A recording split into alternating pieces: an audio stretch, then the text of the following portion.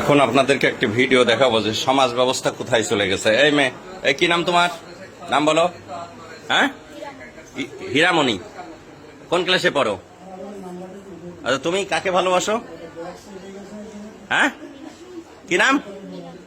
এই মিনাজুল কোনটা? এই দেখো নায়ক। এই টাকা, এদিক টাকা টাকা টাকা। তুই কি করিস? ওয়েল্ডিং এর কাজ করিস। আর তুমি পড়ো কোন ক্লাসে? বেনাপোল মাধ্যমিক বিদ্যালয়ে, তাই না? ক্লাস 6-এ। এই তুমি তুমি হ্যাঁ, এই মাথা ইয়ে করো। তোমার বয়স এত হয়নি। কি নাম তোমার? তুমি ক্লাস 6-এ পড়ো?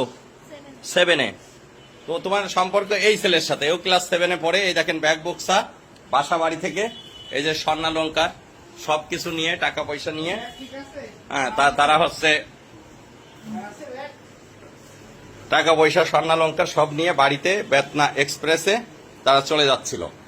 বেতনা এক্সপ্রেসের আমাদের এই যে জয়নুল ভাই, তার কাছে টিটিরা সবাই সোপর্দ করেছে। পরে আমার বাড়িতে নিয়ে আসছে, এমন প্রয়োজনীয় ব্যবস্থা গ্রহণ করা হবে।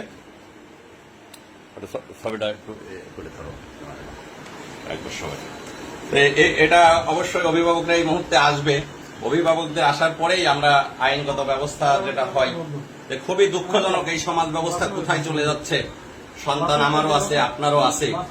সন্তানদের প্রতি আসলে অভিভাবকদের খেয়াল রাখার পরেও সম্ভব হয়ে ওঠে না সবার। ওই একটা মেয়ের বাবা থাকে বিদেশ, আর এটা ক্লাস 7-এ পড়ে, তারা একই স্কুলে পড়ে, আর একটা ওয়েল্ডিং এর কাজ করে, খুবই অল্প বয়স্ক, যেটা মানে ভাবা যায় না। তারা অলরেডি বাড়ি থেকে পালায়ে তারা হচ্ছে এখন চলে যাচ্ছে।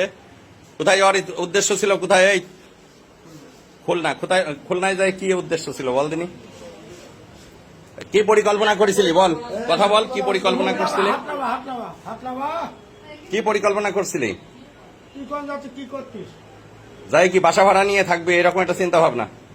তো বিয়ে হয়? তোদের বয়স হয়েছে, বিয়ে হইতো? বল। অযথা তো পুলিশকে তোরা হয়রানি করতি। যাই হোক ভিউয়ার্স, এই হচ্ছে সমাজের অধঃপতন। ভালো থাকবেন সবাই। আসসালামু আলাইকুম।